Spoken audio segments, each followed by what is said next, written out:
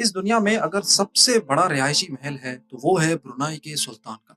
और ये दावा किया है Guinness book of world record में। 17 मंजिलों के इस महल में 1788 कमरे, 257 वॉशरूम्स, एक मस्जिद, 5 स्विमिंग पूल्स, 110 गाड़ियों का गैराज, एक बैंक्वेट हॉल और 18 लिफ्ट्स हैं। इस पूरे महल को रोशन करने के लिए 51,000 लाइट बल्ब लगाए गए हैं।